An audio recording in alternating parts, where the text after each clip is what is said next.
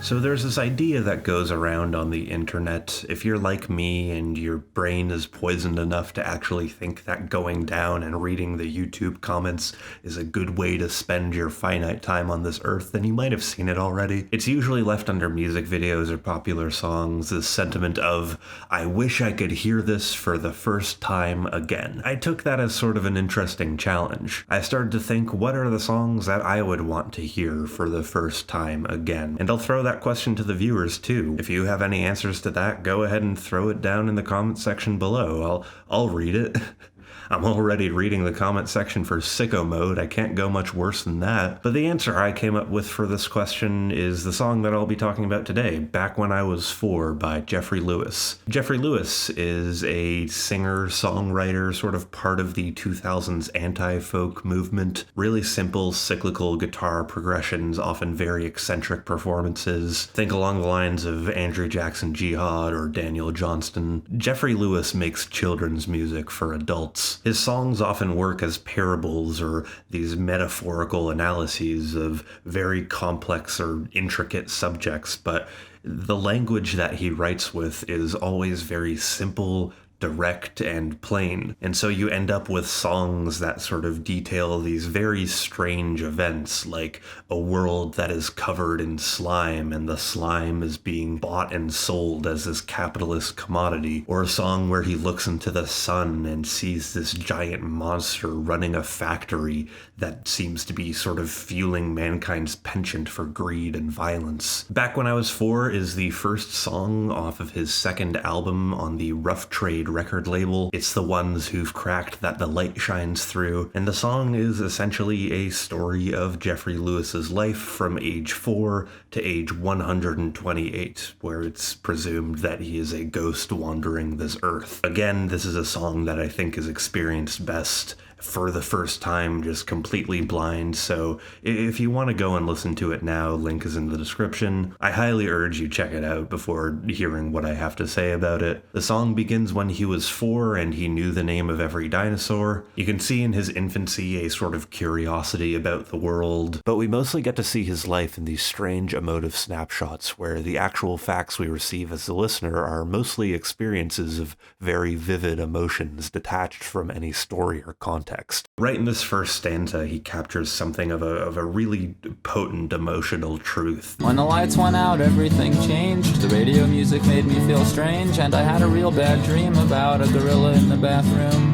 That to me does just totally resonate as something that a kid would experience. Yeah, that is a nightmare that a kid would have. It reminds me of being like 5 or so and being afraid of the dark and demanding that I would sleep with my bedroom door open, not really putting it together in my head that just meant I would be able to stare into the dark looming hallway and just imagine whatever type of horrors rounding the corner and coming to get me. The idea of just like there's a gorilla in the bathroom speaks to this childlike understanding of the world where you're like not really sure what danger is and not really sure how it plays out in your life. You know, there's not really any experience to back up your view of the world, so who's to say a gorilla isn't in the bathroom right now? I feel like that sentiment is sort of backed up when he talks about hearing songs on the radio and thinking that there's some like hidden sexual meaning to them that was deliberately kind of obscured from the song to trick him, who's a kid who doesn't understand any of it. That's a feeling that kind of resonates a lot with my feelings of childhood. Just you're not really getting something that the adults understand, culminating in the last line of these first two stanzas.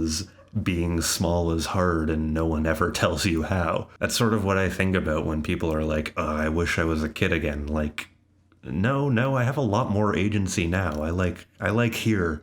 I'll stay here. And moving forward from that, he experiences some pretty tumultuous teenage years where he's forced to grapple with depression and drug use, describing his coming of age as being lost and found and never being the same. Moving forward into his early 20s, he talks about following his dreams and starting to really embark on his passion and sort of being underwhelmed at the result. Moving forward to where he's in his late 20s and he has sort of this self-doubting anxiety, describing himself as a leech on a crowded beach and saying that he's in need of a babysitter. This is the actual age that he was at when he was writing this. Past this, he sort of projects into his future, his 40s, where he starts to really come out of his shell and try to find love and acceptance in the world. This sort of huge character change being defined by something as mundane as talking about paintings with a woman in the laundromat.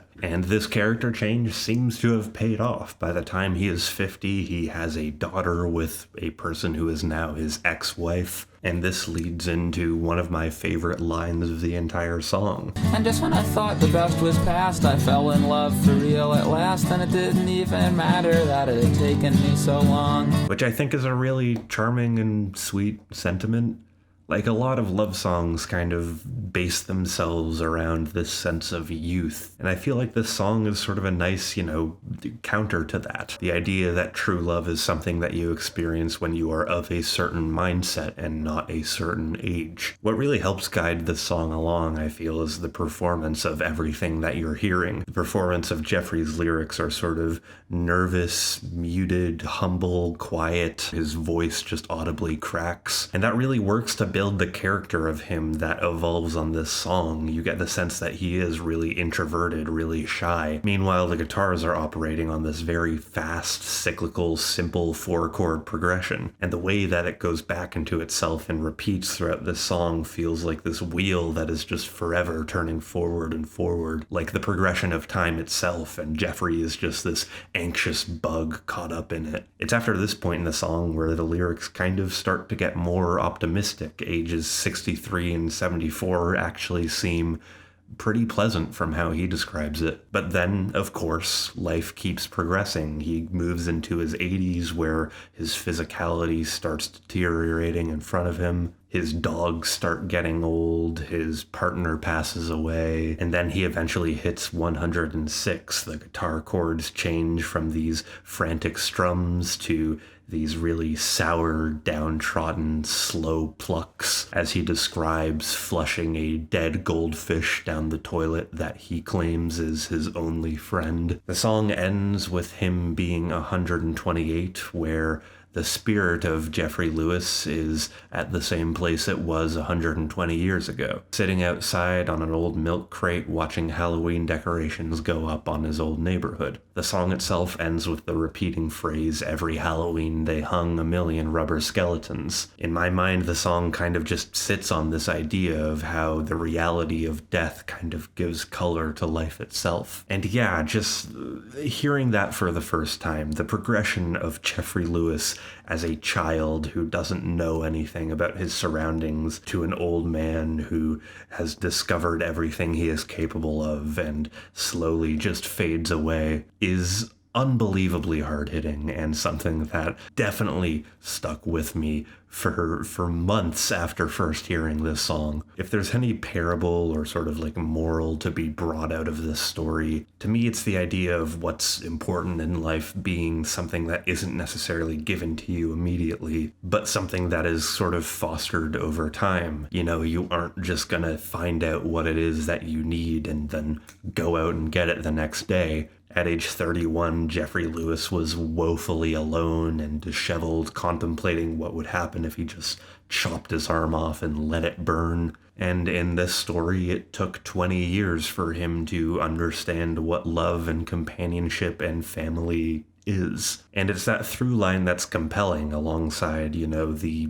sort of truth of the human condition that you'll never get a full arc or narrative to understand, and that experiencing life is just something that you're caught up in from moment to moment. I don't know, there's just so much to talk about with Jeffrey Lewis's writing. I think he's just such an amazing lyricist. So go listen to the song and see what it is that you have to say. This has been my pick for Song of the Week, Jeffrey Lewis's Back When I Was 4. If you like the video, do all the things that make my channel happy, and I'll see you next time.